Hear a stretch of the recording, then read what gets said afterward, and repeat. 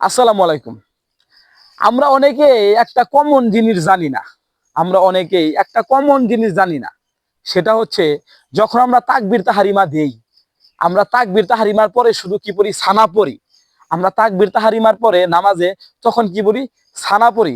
এখন আমার প্রশ্ন হচ্ছে নবীজি কি তাকবীর তাহরিমার পরে শুধু সানা পড়তেন নাকি আরো অন্যান্য দোয়া করতেন?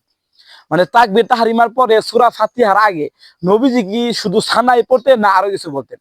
আপনি যদি হাদিসগুলা পড়েন, আপনি কারো কথা না, কারো কথা শোনার দরকার নাই। আপনি যদি হাদিসগুলা পড়েন, রাসূলুল্লাহ সাল্লাল্লাহু আলাইহি সাল্লাম যখন তাকবীর তাহরিমা দিতেন, তাকবীর তাহরিমার পরে হাতটা বেঁধে তখন নবীজি বলতেন, ইন্নী ওয়াজজাহাতু ওয়াজহিয়া লিল্লাযী ফাতারাস সামাওয়াতি ওয়াল আরদা হানিফা ওয়া মা আনা মিনাল মুশরিকিন।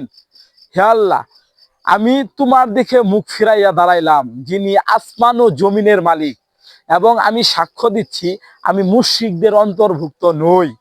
কিন্তু আমরা এই দোয়াটা অনেকেই ভুলে কি করি? এই দোয়াটা তাকবীর তাহরিমার আগে যাই নামাজ পাক করার লাগে বলে থাকি। না ভাই, একটা মারাত্মক একটা ভুল কাজ করলেন আপনি। এরকম কাজ নবীজি করেন নাই, নবীজির আদেশও নাই। নবীজি আল্লাহু আকবার এটা পরে তিনি পড়তেন, ইন্নী ওয়াজজাহাতু ওয়াজহিয়া লিল্লাযী ফাতারাস সামাওয়াতি ওয়াল আরদা হানিফা ওয়া মা আনা মিনাল মুশরিকিন।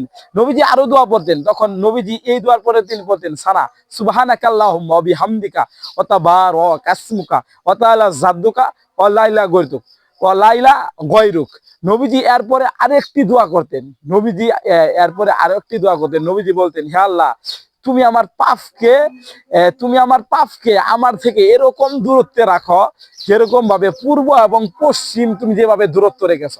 তুমি আমার পাপকে তুমি আমার পাপকে একদম ধুয়ে দবদবে সাদা বানিয়ে দাও, যেভাবে সাদা কাপড়কে ধুয়ে পরিষ্কার করো তুমি আমার পাপকে সেভাবে পরিষ্কার করে দাও।